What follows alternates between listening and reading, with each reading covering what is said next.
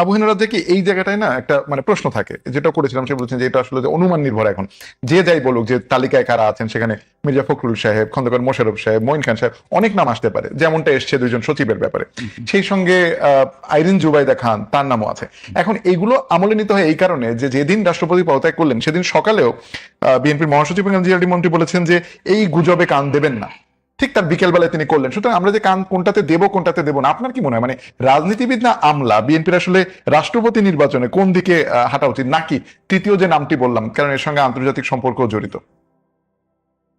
ধন্যবাদ আপনাকে। আর আমার অত্যন্ত প্রিয় ভাজন বলতে পারেন যে ব্যারিস্টার অসীম। অসীম যা বলছে তার সাথে আমি সে তো বিএনপির কোর ভ্যালুর একজন লোক, সুতরাং তার কাছে অনেক ইনফরমেশন থাকার কথা। বলবে কি বলবে না সেটা ভিন্ন আসপেক্ট, সেটা নিয়ে আমার কোনো ইয়ে নাই। কিন্তু আমি মনে করি যে রাষ্ট্রপতি চুজ করার ক্ষেত্রে কি ক্রাইটেরিয়া দেখা উচিত। কারণ আমরা তো দেখছি বাংলাদেশের টাইম টু টাইম আজকে পর্যন্ত যদি যে সংবিধানটা আমাদের এক্সিস্টিং যেটা আছে, সেটা এখন পর্যন্ত রাষ্ট্রপতি পদটা একটা আলংকারিক পদ বলতে পারেন। ইনফ্যাক্ট এটা পাপেট রাষ্ট্রপতি, এতে কোনো সন্দেহ নেই। আমি কোনো আশা করি সেও একমত হবে। ইনফ্যাক্ট তার কিছু করার নাই, সেটাকে আমি কোনো বড় আকারে দেখছি না। তাহলে প্রথম আসতে হবে আপনাকে এই রাষ্ট্রপতিকে সরাইলো কেন। কারণ সরানোর প্রশ্ন আসলেই কাকে নির্বাচন করবে সেই বিষয়টা আসে। কারণ সে যদি কোনো হার্মফুল কিছু না হইতো, কিংবা তাকে নিয়ে যদি ভিন্ন ডাউট তৈরি না হইতো, তাহলে সে থাকলে অসুবিধা কি ছিল। আমি বলছি না সে থাকুক, ব্যক্তিগতভাবে আমি দ্বিমত করি ফ্রম ডে ওয়ান যে ফ্যাসিস্ট গভর্নমেন্টের অংশ উনি। সুতরাং শেখ হাসিনা যখন চলে গেছে তাকেও চলে যেতে হবে, যাওয়া উচিত। আর তখন আমরাও বলছেন যে সাংবিধানিক সংকট হবে। আসলে মূল ঘটনা ওখানে নয়। মূল ঘটনা যে আওয়ামী লীগের বলয়টা শেষ হয়ে যায়নি সাথে সাথে। কারণ রাষ্ট্রপতি যেহেতু ওই সরকারের সিলেকশন, এবং তখন যারা আন্দোলন যারাই করুক, ছাত্র যারা ফ্রন্ট লাইনে ছিল, তারা কিন্তু তাকে অপারেশন করতে চাইছে, করতে পারে নাই। বিএনপি বলছে সাংবিধানিক সংকট হবে। কিন্তু তার চেয়ে আমার কাছে গুরুত্বপূর্ণ এই যে ওই ঘটনাটার পর শেখ হাসিনার চলে যাওয়ার পরই প্রশাসন বিষয়টাকে অন্যভাবে নিছে। প্রশাসন যদি শেল্টার না দিত থাকতে পারতো না। That is the reality. মুখে আমরা যাই বলি, প্রশাসন বলতে আমি যদি আর্মি ধরি, তারাই রেখেছেন এবং বলছেন যে আমি দায়িত্ব নিলাম, তখন বলছিলেন। এখন তাকে স্মরণের প্রশ্নটা কেন আসলো, এটার কারণ হচ্ছে যোগ করবো মানে রাষ্ট্রপতি পরে বলেছেন, বিদায়ী রাষ্ট্রপতি বলেছেন যে বিএনপির সমর্থনও, অব্যাহত সমর্থনও তিনি পেয়েছেন। বিএনপি তো অবশ্যই অব্যাহত সমর্থন ছিল। সেটা কারণ কি শুনেন, প্রশাসন এমন এক জিনিস, যত সরকারের মানে পদত্যাগ করছে, ফাইনালি প্রশাসন যতক্ষণ পর্যন্ত তার বিরুদ্ধে না দাঁড়াইছে তো তখন করেন তারা যাই, আমি চ্যালেঞ্জ করে বলছি সে কারণে। সুতরাং বিএনপি যে রাজনৈতিক স্ট্যান্ড নিয়েছে, ইয়েস, শাহাবুদ্দিন সাহেব যেটা বলছে, উনি পলিটিক্যাল কথা বলছে যে আমাকে পলিটিক্যাল বিএনপি শেল্টার দিচ্ছে। ইনফ্যাক্ট বিএনপি খুব একটা শেল্টার দিচ্ছে বলে মনে হয় না। তাহলে তো 5 মাস পরে সরান লাগতো না, ওই টেক ওভার করার পরেই সরাইতে পারতো। এখন সরাইতে হয়েছে কেন? এটার বিষয়টা হচ্ছে এই যে আজকে তারেক রহমান সাহেব প্রধানমন্ত্রী হয়েছেন, এবং উনি কিন্তু ওনাকে 5 বছরের সমুদ্র নদী পাড়ি দিতে হবে। মানে বলছি, এপার থেকে ওপার যদি 5 বছর মেয়াদ হয়, তাহলে পুরাটা সময় তাকে পার করতে হবে। যখন উনি এসে দাঁড়াইছেন তখন তপ্ত পাটাতলের উপরে দাঁড়াইছেন। দাঁড়ানোর পরে উনি চিন্তা করছেন যে ওই যে আওয়ামী লীগ বলার একটা ইনফ্লুয়েন্স আছে, যে কারণে তাকে রাখতে হয়েছে। তো সময়ের ব্যবধানে হয়তো উনি দেখছেন যে না, যে রাষ্ট্রপতি যত অলংকারিকই হোক, যে তার সাথে আন্ডারস্ট্যান্ডিংটা হচ্ছিল না। কেন হচ্ছিল না তার লক্ষণটা বলি। ইউনূস সাহেব যেমন বিদেশ থেকে ঘুরে এসে সৌজন্য সাক্ষাৎ করতে হয় প্রধানমন্ত্রী রাষ্ট্রপতির সাথে, উনি কিন্তু করেননি। আবার আমাদের আজকের প্রধানমন্ত্রী, উনিও মালয়েশিয়া চায়না সফর করে এসে কিন্তু এই সৌজন্য সাক্ষাৎ করেননি। ইট ইমপ্লাইজ যে একটা গ্যাপ ওখানে আছে। এই গ্যাপটা মানে হচ্ছে যে আওয়ামী বলয়টার প্রতি তার অনীহা আছে, কিন্তু সেটা সে হয়তো প্রকাশ করতে পারেনি বা করেননি, সিচুয়েশন যাতে ডেটোরিয়েট না করে। যখন উনি মনে করছেন যে এখন করা যায়, তখন বোধহয় তাকে বলেছেন। কথাটা কেন বলছি, আপনি জানেন যে মোজাফফর সাহেব গ্রেপ্তার হয়েছেন, এই যে মেজর মোজাফফর, উনি কিন্তু জিয়াউর রহমান হত্যাকারীর একজন আসামি। পরের দিন চলে গেছেন। 96 সালে উনি দেশে আসছেন। 96 থেকে 2001 আওয়ামী লীগ ক্ষমতায় ছিল, তার কিছু হয় নাই। বলতে পারেন 2001 থেকে 6 পর্যন্ত বেগম খালেদা ক্ষমতায় ছিল, উনি ওই সময় ওটার ভিতরে হাত দিতে যান নাই। উনি হিসাব করছেন যে এটার ভিতরে একটা কেন্দ্র করে ডিভিশন হতে পারে বা সময় পাইলে করবেন। কিন্তু 2008 থেকে আবার 24 পর্যন্ত এই আওয়ামী লীগ ক্ষমতায় ছিল। তাহলে জিআর কিলার কিন্তু শেল্টার পাইছে দীর্ঘ সময় এখানে। তো সেক্ষেত্রে তার গ্রেফতারটা, তার কিন্তু অলরেডি মৃত্যুদণ্ড দেয়া আছে, সেটা এক্সিকিউট করলেই পারে। সেটা না করে যখন আবার একটা ইনভেস্টিগেশন করা হচ্ছে যে ষড়যন্ত্রকারী কারা, সেটা খুঁজতে গেলে অনেকেরই গাত্রদাহ হতে পারে। তো সেই হিসেবে যে গাত্রদাহ যাদের হতে পারে তারা কিন্তু মনে মনে চায় এক্সিকিউট করে ফেলুক, এক্সিকিউট করে ফেললে জিনিসটা শেষ হয়ে গেল। এই কেন বলছি, এই সবগুলো একটা যোগসূত্র আমার কাছে আছে বলে মনে হয়। তো সে কারণে ওনাকে সরাই দেওয়া হইলো। এখন বলতে পারেন কাকে বানাইতে হবে। এখানে আমার প্রধানমন্ত্রীর প্রতি অ্যাডভাইস থাকবে, মানে I am concern about the prime minister, because তার ফাদারের সাথে আমার জীবনে 2বার সাক্ষাৎ হয়েছে, আর মায়ের সাথে আমার জীবনে একবার দেখা হয়েছে ইফতার পার্টিতে। আমি তাদের প্রতি দুর্বলতা আমার আছে, শুধুমাত্র ওই খাতিরে তা নয়। জিয়া রহমান বলেন, বেগম খালেদা জিয়া বলেন, পেট্রিয়ট মনে হইতেছে যে বাংলাদেশের সেই হিসাবে আমি প্রধানমন্ত্রীকে বলবো চুজ করতে ওইটা যে আপনার দলের ভিতরে কিন্তু সবপন্থী লোক আছে, এবং আপনার দলের ভিতর থেকে অনেক অ্যাডভাইজারও বলে অনেক নাকি গুপ্ত জামাত আছে, তো গুপ্ত লীগ আছে, ইত্যাদি ইত্যাদি। সেক্ষেত্রে এই গুপ্ত লীগ বলতে কি লোয়ার লেভেল, আপার লেভেলও থাকতে পারে। এবং যে বলয়টা থেকে আপনি বেরিয়ে আসার জন্য শাহাবুদ্দিন সাহেবকে সরাই দিছেন, আপনার দলের ভিতর থেকে যাতে এমন কেউ না যায় যে আরেকজন শাহাবুদ্দিন রিপ্লেস না হয়, ওখানে আপনার খেয়াল রাখতে হবে। এবং আমার অ্যাডভাইস থাকবে ওইটুকুই যে বিএনপিতে বহু লোক আছে, অসীম বলছে, আই ডু এডমিট, কিন্তু প্রধানমন্ত্রী চুজ করতে হবে যে একটা এত বড় একটা দলের মধ্যে নানানপন্থী লোক থাকতে পারে, এবং আপনি যে বলয় থেকে বেরিয়ে আসতে চান সেই বলয়ের কোনো লোক যাতে ওখানে আবার সুযোগ না পায়, সেই ভেরিফিকেশনটা আপনার খুব পারফেক্টলি করা উচিত। জি, ব্যারিস্টার নাসিরুদ্দিন নসীম, রাষ্ট্রপতির পদত্যাগের পরে বা এই গুঞ্জন শুরু হওয়ার পরে কিন্তু এনসিপি, খেলাফত মজলিস, তাদের বেশ কয়েকটা রাজনৈতিক দল থেকে দাবি উঠেছে যে তার বিচারটা করতে হবে, তিনি যেন আসলে বিদেশে কোনোভাবে চিকিৎসার নামে বা যেতে না পারেন।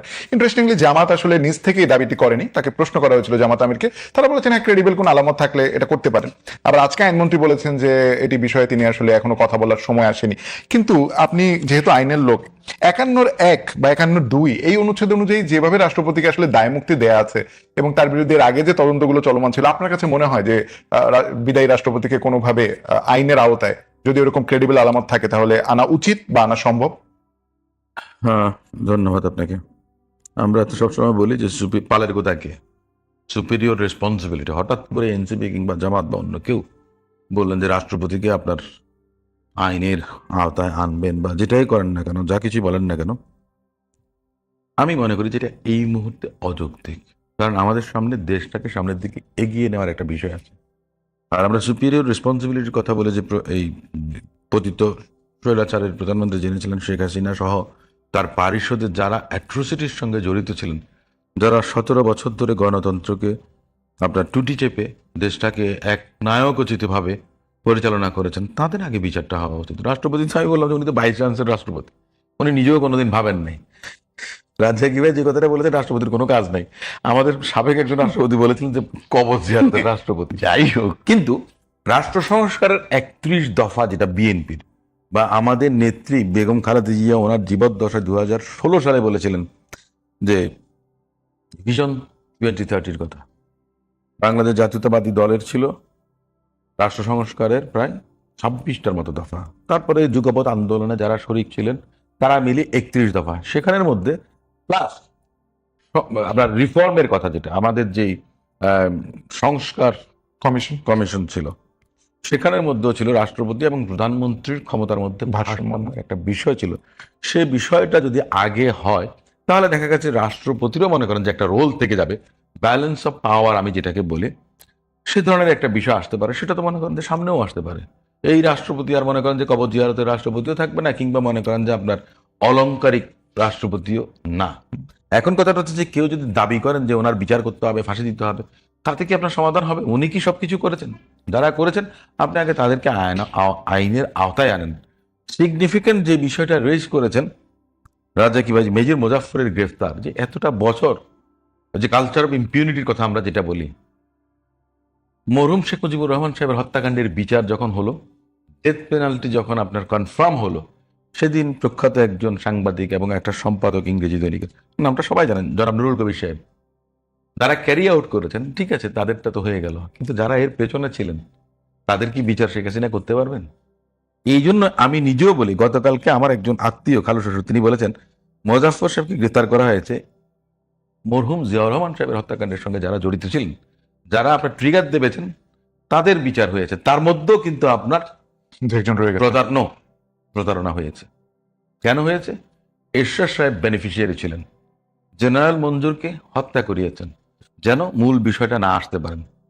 যারা এই অ্যাসাসিনেশনের সঙ্গে জড়িত ছিলেন তারা অনেকে জানতেন না এই ঘটনাটা ঘটবে, কিংবা যারা মনে করেন যে দায়ী ছিলেন না তারাও এখানে দোষী সাব্যস্ত হয়েছেন। মেজর জেনারেল মঞ্জুর সাহেব বলেছেন যে আমাকে পুলিশের কাছে দাও, তা না দিয়ে সামরিক বাহিনীর কাছে দেওয়া হয়েছে। অনেকগুলো প্রশ্ন রয়ে গেছে। উনি নিজেও একজন সামরিক কর্মকর্তা, তিনি নিজে আপনার খুব করে চান যে জেনারেল জিয়াউর রহমান সাহেবের হত্যাকাণ্ডের সুষ্ঠু বিচারটা হোক। উনি অনেকগুলো ইঙ্গিত দিয়েছেন যে কোনো পার্শ্ববর্তী রাষ্ট্র আপনার কনস্পিরেসির সঙ্গে জড়িত ছিলেন। তারপরে অনেক পলিটিশিয়ান, উনি একজন শীর্ষ নেত্রী একটা দলের, যে সেও জড়িত ছিলেন। উনি এই কথাও বলেছেন আমাকে গতকালকেই। উনি চান যে এই বিচারটা অন্তত মরহুম রাষ্ট্রপতি জিয়াউর রহমান সাহেবের ছেলে তিনি যেন এই বিষয়টাকে সামনে আনেন। এই বিষয়টা যদি সামনে আসে তাহলে রাজ্জাকি ভাই যে কথাটা বলেছেন না, অনেক মেসেজ কিন্তু অনেকে পেয়ে যাবেন। বিচার কি হলো না হলো, এই যে গ্রেফতার, এটা অনেক সিগনিফিকেন্ট একটা বিষয়। একটা মানুষ মনে করেন যে আপনার 2008 সালের পর কিংবা 1996 থেকে 2001-এ একবার এসেছিলেন, তখন একটা রাজনৈতিক দল ক্ষমতায় ছিলেন, তারপরে চলে গেলেন, তারপরে আবার 2008-এর পর থেকে 24 সাল পর্যন্ত এদেশেই ছিলেন। সেই জন্য সবাই কিন্তু এটা আশা করেন। এবং যে ভদ্রলোক তিনি বলেছেন আমার নেত্রীর সময় তিনি কিন্তু বিমান বাহিনীর প্রধান হন নাই, ওনার মধ্যে একটা গ্রিভেন্স আছে, উনি কিন্তু সবচেয়ে সিনিয়র মোস্ট ছিলেন। তারপরেও উনি জিয়াউর রহমান সাহেবের এরকম একটা ফ্যান যে জিয়াউর রহমান সাহেব, মরহুম জিয়াউর রহমান সাহেবের এত কিছু বলেছেন যে এইটা আমি তো কাউকে দেখিনি এই ধরনের কথাবার্তা বলতে। যে একটা মানুষের কমান্ডিং ভয়েস কি ছিল, মৃত্যুর মাঝখানে গিয়ে যেখানে বিদ্রোহ, সে জায়গাতে গিয়ে বলে I am not your chief guest, I am your chief, go back to barrack. এই ধরনের কথা বলার সাহস ছিল জিয়াউর রহমান সাহেবের। এই জন্য উনি পছন্দ করতেন, দেখে তিনি বলছেন যে এই লোকের হত্যাকাণ্ডের প্রকৃত বিচারটা হওয়া উচিত। আমরা যে আজকে এই কথাগুলো বলছি, যে এই চুপ্পু সাহেবের আপনি কি বিচার করবেন? উনি থাকাতে সাংবিধানিক ধারাবাহিকতা অনেকগুলো ছিল। উনি যদি পদত্যাগ করতেন তাহলে কে হতেন রাষ্ট্রপতি, আমাকে একটু বলেন। না, কিন্তু আমি প্রশ্নটা যেটা ওঠে জি। ব্যারিস্টার অসীম, যে এনসিপি বা ছাত্র সে সময় যারা আন্দোলনের সম্মুখভাগে ছিলেন তারা বলেছেন যে রাষ্ট্রের সর্বোচ্চ পদে থেকে এই যে এত গণহত্যা চললো, এত ম্যাসাকার চললো দেশের মধ্যে, এবং মানে যেভাবে হত্যা করা হলো তার বিরুদ্ধে তার কোনো ধরনের অ্যাকশন ছিল না, সেই দায়কে তিনি এড়াতে পারেন কিনা? একটা কথা বলেছি, জি, ওই যে রাজাকি ভাই যে কথাটা বলেছেন যে ওনার ফাংশনটা কি, ফাংশনটা হলো কি এক্সিকিউটিভের, ওনার কোনো ফাংশন নেই। আমরা এই কারণেই বলি যে কবর জিয়ারতের রাষ্ট্রপতি, এই কারণেই ক্ষমতার ভারসাম্যটা দরকার। রাষ্ট্রপতি এবং প্রধানমন্ত্রীর মধ্যে আপনার যখন ক্ষমতার ভারসাম্য কিংবা ওনাকে কোনো এক্সিকিউটিভ পাওয়ার কিছুটা হলো দেন, তখন ওনার একটা দায়িত্ব বোধ থাকবে। এখন ওনার কোনো অ্যাকাউন্টেবিলিটি নাই। যখন 100% আমার কাছে, তখন আমি কেন রাজ্জাকি ভাই কিংবা আপনার সঙ্গে শেয়ার করব? এই বিষয়টা আমাদের কাছে সবচেয়ে বড় বিষয়। এখন আপনি আমাকে বললেন 1/11 কথা মনে আছেন, জমিরুদ্দিন সিরকা স্যার আপনার তখন স্পিকার ছিলেন এবং অস্থায়ী রাষ্ট্রপতি ছিলেন, তখন ওনাকে পদত্যাগ করতে বলা হয়েছিল। তো উনি বলেছিলেন যে মরার আগে তো স্পিকারের পদ শূন্য হয় না, অনেক প্রশ্ন অনেক কিছু আসতে পারে। আমি এইটুকুই বললাম যে সেই সময় মনে করেন যে প্রথম থেকে মনে করেন যে আপনি যদি ওনার পদটা শূন্য বা ওনাকে যদি বাধ্য করতেন তখন কি হতো আমাদের দেশে? তো সেই ভ্যাকুয়াম তো নিশ্চয়ই আমাদের শিরিন জানা। শারমিন চৌধুরীর পদত্যাগপত্র তো মনে করেন যে আপনার গৃহীত হয়েছে। অনেক বিষয় আছে, অনেক কিছু আলোচনা আছে। জি, ব্যারিস্টার রাজাকি না, না, বলছিলেন যে দেশটাকে চালিয়ে নিয়ে আমি অসীমের সূত্র ধরে যদি আসি আর কি, জি, সূত্র ধরে আসলে মনে করেন অনেক অনিয়ম আছে, আমরা সেই অনিয়মগুলো রিপিট করতে চাই না। অনিয়মগুলো কিরকম, যেমন ধরেন আইনমন্ত্রী বলছে 90 দিনের মধ্যে নির্বাচন হইতে হবে রাষ্ট্রপতি পদের। এই 90 দিনের বাধ্যবাধকতা কিন্তু শেখ হাসিনা চলে যাওয়ার পরেও ছিল, এটা কিন্তু 18 মাস পরে সবসময় ছিল, সবসময় 11 সময়ও ছিল, তাই না? এই যে অনিয়ম, এগুলো কিন্তু ভাই আপনি যত সহজ করেন এটা সমাধান করার পথ ছিল, এটা আমরা বলছি, কিন্তু আপনারা এটা গুরুত্ব দিবে কে? কিন্তু ইন কোর্স অফ টাইম এই বিষয়গুলো আসবে। ওই যে 90 দিনের মধ্যে সংসদ নির্বাচন হয় নাই, আপনি লিখে রাখেন, প্রশ্নটা আজকে না আসুক, কিছুদিন পরে আসবে। এইবার আসেন যে রাষ্ট্রপতির কথাটা যেটা বললো, ঠিক আছে, কবর জিয়ারত করার কোনো কাজ নাই। পাশাপাশি আপনি রাষ্ট্রপতির অপরাধ যদি ধরেন, বাংলাদেশের নজির আছে তো রাষ্ট্রপতির দণ্ড দেওয়া, বেশ সাহেব দণ্ড ভোগ করছে। আমাদের প্রাইম মিনিস্টার খালেদা জিয়া তিনি দণ্ড ভোগ করছেন, ন্যায় কিন্তু আলোচনাটা আমরা করছি না, করছেন। ইভেন আরেকজন প্রাইম মিনিস্টার অন্য দেশে আছে, তার মৃত্যুদণ্ড হয়েছে, সুতরাং উনি এর ঊর্ধ্বে না। 1 2 আপনি যে একটা রেসপন্সিবল লোক হিসেবে খুব রেসপন্সিবিলিটি মনে করতেন নিজেকে, আজকে যেমন পদত্যাগ করছেন, কারণ আপনি দেখতেছেন কোন অস্তিত্ব না, আপনি চলে যেতে বলছে, আপনি চলে যেতে যাচ্ছেন, নো অপশন। কারণ যে লোকটা 2 বেলায় 2 জনকে স্বাধীনতার ঘোষক বানায়, আর যাই হোক সে বিশ্বস্ত লোক নয়। উনি এক বেলায় প্রথম বেলায় উনি বানাইছেন স্বাধীনতার ঘোষক বঙ্গবন্ধুকে, অ্যাজ পার কনস্টিটিউশন সেভাবে আছে। আবার ওই সরকার পতন হওয়ার পর উনি জিয়া রহমান সাহেবের স্বাধীনতা ঘোষক বানাইছেন। ভালো কথা, বানান, কাকে কে ঘোষক এই বিতর্কে আমি যাচ্ছি না।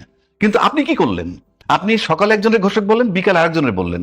তখন কিন্তু আপনি এক্সিস্টিং সংবিধানের ভায়োলেট করলেন। আপনি তো সংবিধান মোতাবেকও বলতে পারতেন, কিংবা এরকম একটা বাজে পরিস্থিতি তৈরিও তো আপনি রিজাইন দিতে পারতেন।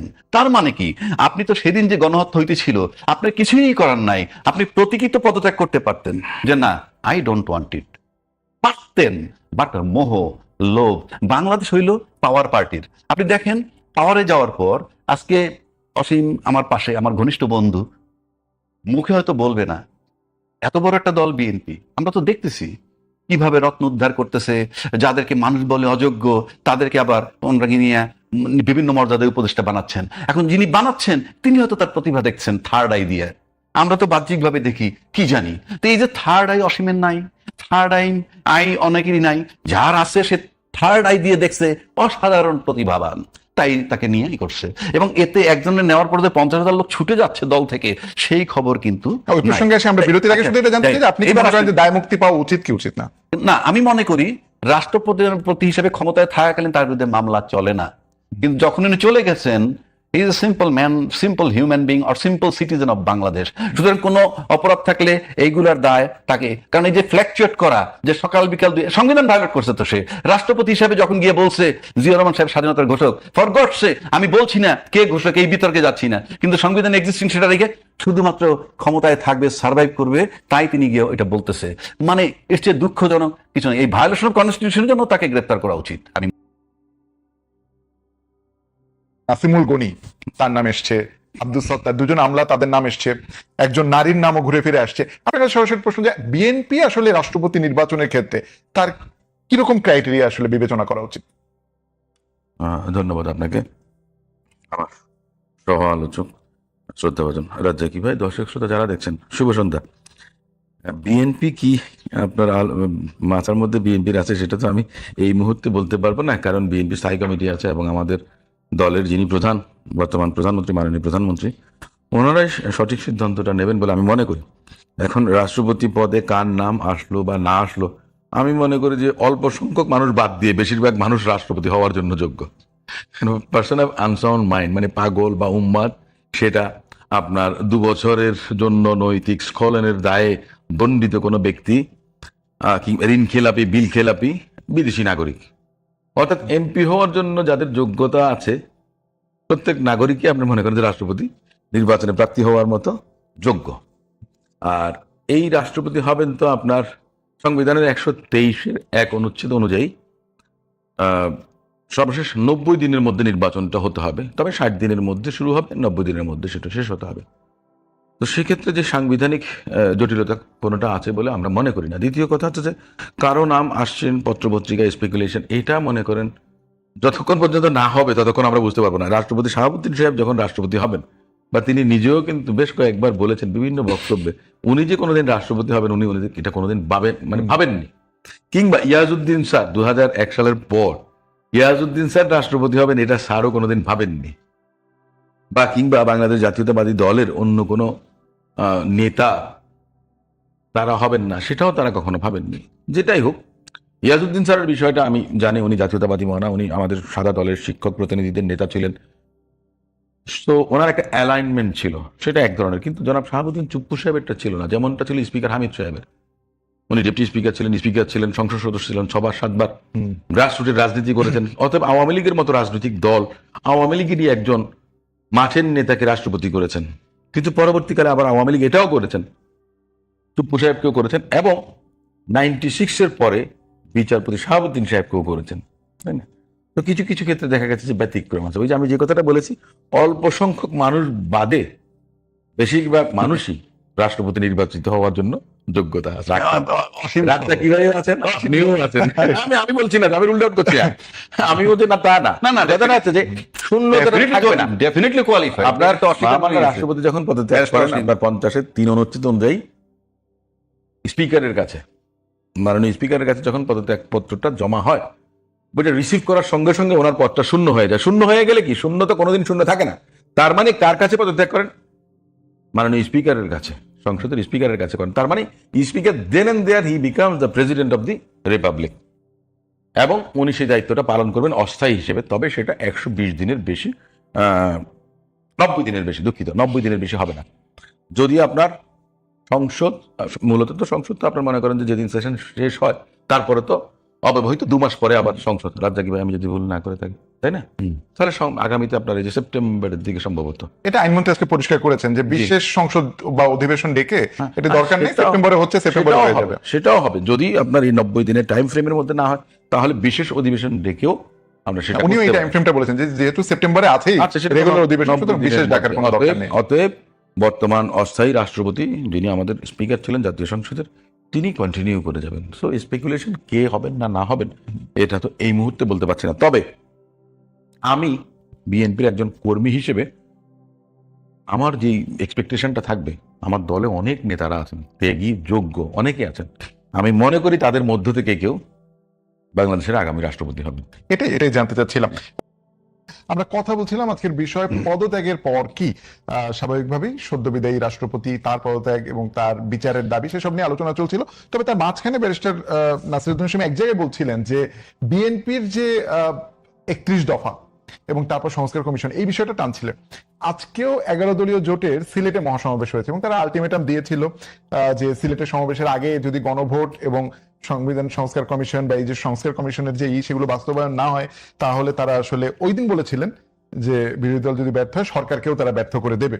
তো আপনার কি মনে হয় যে বিএনপির 31 দফা, আপনি বলছেন যেগুলো তো ধীরে ধীরে ইমপ্লিমেন্ট হবে, আপনার মনে হয় যে 11 দলীয় জোট যে দাবিটা করছে বা যে রাস্তায় যাচ্ছে সেটি আপনার কাছে খুব আর্লি মনে হয় কিনা? কারণ আপনি তো বলছেন যে আসলে বিএনপির হাতে সময় আছে, আসলে কি অবারিত সময় আছে বিএনপির হাতে? না, আমি অবারিত সময়ের কথা বলি না, তবে রিজনেবল একটা টাইমের কথা আছে। আবার যারা দাবি করছেন 11 দল, সেটাও মানে রিজনেবল না। কেন হয় না? দেখেন, জেস্টেশন পিরিয়ড বলে একটা কথা আছে। বিয়ে শাদী হবে 10 মাস 10 দিন, আর্লি প্রেগনেন্সি 7 মাস হতে পারে, একটা সময় থেকেই থাকে, মেডিকেল সায়েন্সে বলে 17 বছরের জঞ্জাল, তাই না?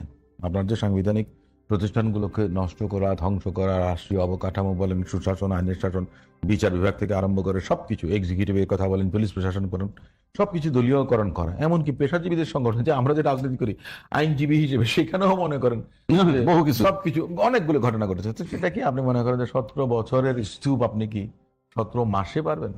আমার মনে হয় না। 5 মাস যায়নি।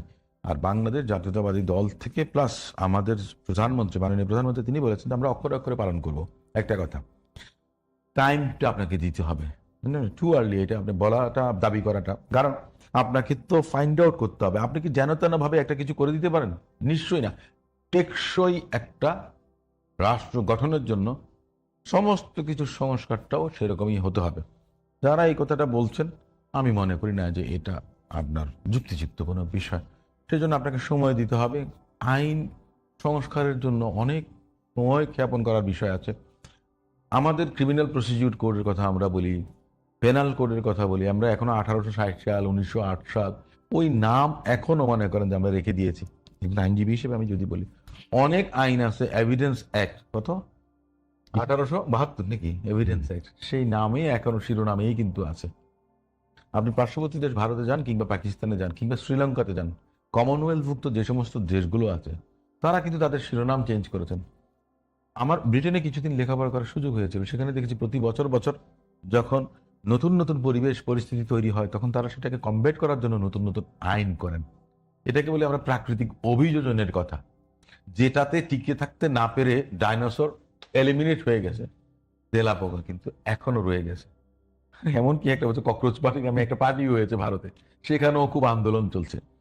তাহলে একটা জিনিস সিম্বলিক, অনেকগুলো বিষয় আছে যে আপনাকে একটা রিজনেবল টাইম দিতে হবে। কিন্তু বিশ্বাস করেন, আমি একটু ইন্টারাপ্ট করে এই জায়গায়, যে জামায়াত এবং এনসিপি বারবার যেটা বলে যে আসলে 5 মাস এই সময়ের মধ্যে বিএনপি সরকার হিসেবে এমন কোন আশাবাদ মানুষকে দেখাতে পারেনি যেটি তাকে পূর্ববর্তী সরকারের থেকে আলাদা করে, এক্সেপ্ট প্রধানমন্ত্রীর ব্যক্তিগত ভূমিকা এবং তার কার্যক্রম ছাড়া।